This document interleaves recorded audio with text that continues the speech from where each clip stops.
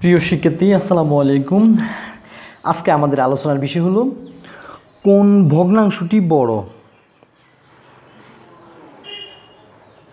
কোন ভগ্নাংশটি বড়। তো আমরা দেখব কিভাবে ম্যাজিকের মাধ্যমে অল্প সময়ে কোন ভগ্নাংশটি বড় নির্ণয় করা। বিভিন্ন চাকরির প্রয়োজনে, চাকরির ক্ষেত্রে এমসিকিউতে আসে। তো যদি ম্যাজিক সিস্টেমটা জানা থাকে আমরা চট করে বলে দিতে পারবো। তো চলো আমরা জেনে নিই। এখানে একটা প্রশ্ন, 5/11, 7/15 অর্থাৎ 5/11, 7/15 মধ্যে কোন ভগ্নাংশটি বড়। তো আমরা অত্যন্ত সহজে চট করে আমরা নির্ণয় করতে পারবো। উপরের ভগ্নাংশের লবের সাথে নিচের ভগ্নাংশের হর যদি আমরা গুণ করি 5, 15, 75। তো এই ভগ্নাংশটা দাঁড়াচ্ছে কত? 75। এরপরে এই ভগ্নাংশের লব আর হর যদি আমরা গুণ করি, লব হর, লব হলো উপরেরটা, হর হলো নিচেরটা। হ্যাঁ, এটা আমরা আগে জানতে হবে। নিচের উপরেরটার হর বলি, নিচেরটাকে আমরা লব বলি।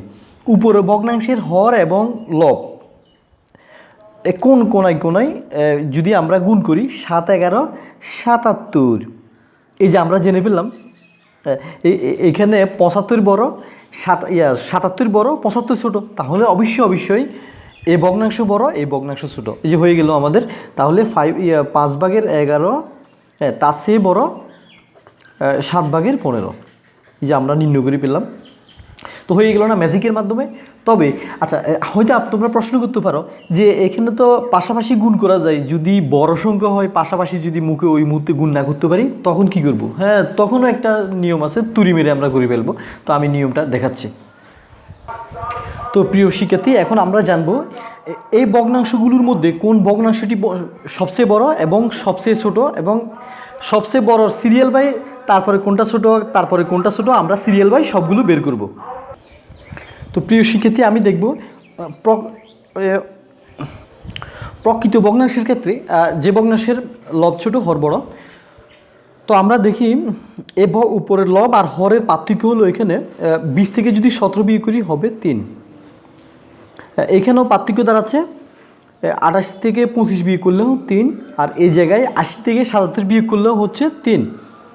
এখানেও 38 থেকে 35 বিয়োগ করলেও 3। তো তাহলে আমি দেখতেছি লব ও হরের পার্থক্য হলো প্রত্যেকটি ভগ্নাংশ 3। তাহলে তো বলাই যাচ্ছে এখানে সবচেয়ে বড় সংখ্যা হলো 77, তার চেয়ে ছোটো সংখ্যা হলো 35, তার চেয়ে ছোটো সংখ্যা হলো 25, তার চেয়ে ছোটো সংখ্যা হলো 17। তার মানে পর্যায়ক্রমে ভগ্নাংশগুলো ওভাবে বড় থেকে ছোট হবে।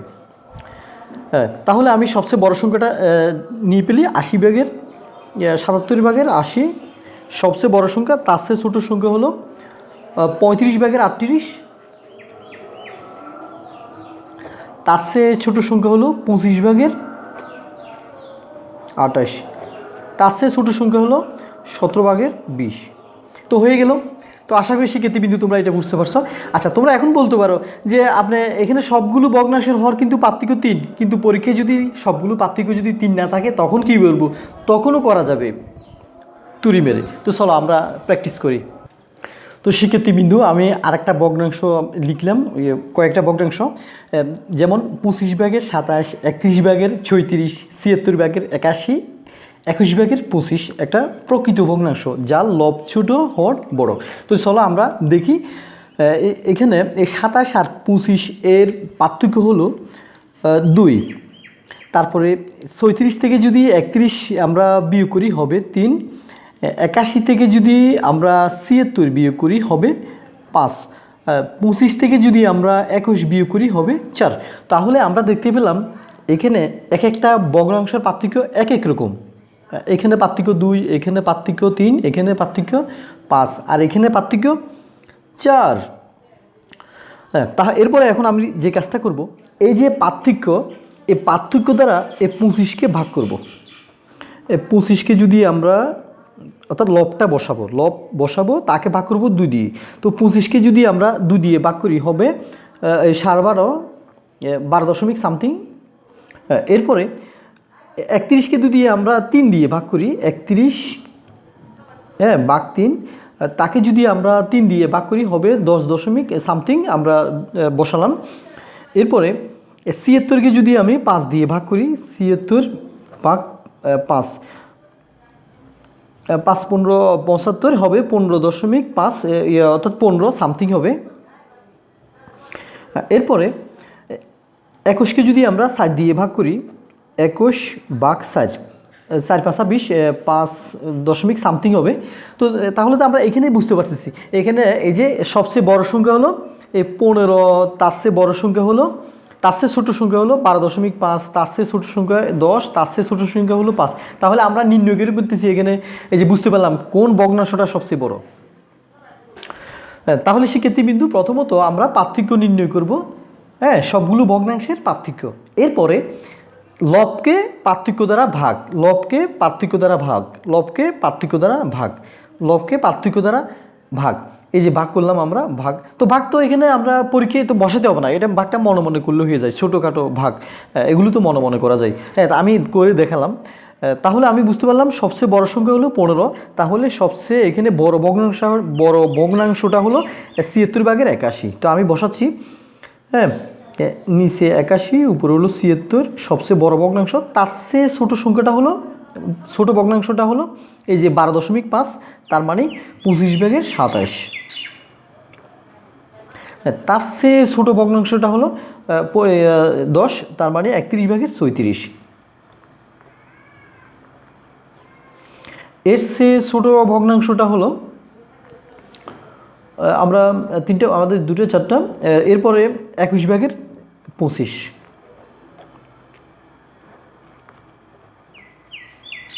তো শিক্ষার্থীবৃত্তি তোমরা বুঝতে পারছো না, অত্যন্ত সহজ, ম্যাজিক জানা থাকলে অত্যন্ত অল্প সময়ে মুখোমুখিও করা যায়। তো শিক্ষার্থীবিন্দু আমি আরেকটা প্রশ্ন, ভগ্নাংশ লিখলাম, আরও দুটি ভগ্নাংশ, 49/52, 75/79।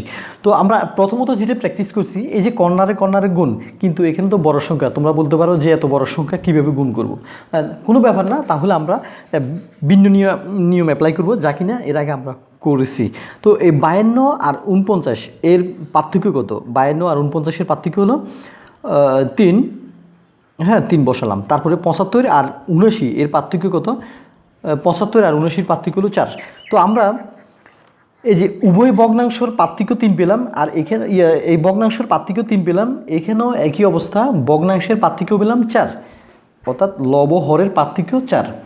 79 থেকে 75 বিয়োগ করলে 4 হয়, 52 থেকে 49 বিয়োগ করলে 3 হয়। এরপরে এই 49-কে আমরা 3 দিয়ে ভাগ করব, এই 49 তাকে ভাগ করব 3 দিয়ে।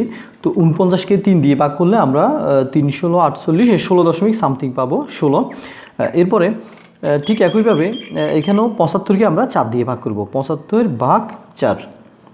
75-কে যদি আমরা 4 দিয়ে ভাগ করি 18 দশমিক সামথিং হবে। তাহলে শিক্ষার্থী কিন্তু আমরা তো এখানেই বুঝতে পারছি যে এই যে 18, এই যে যখন ভাগ করে ফেললাম, ভাগ করে যে মানটা পাবো, এই মানের উপরে নির্ভর করে কোন ভগ্নাংশটা বড়।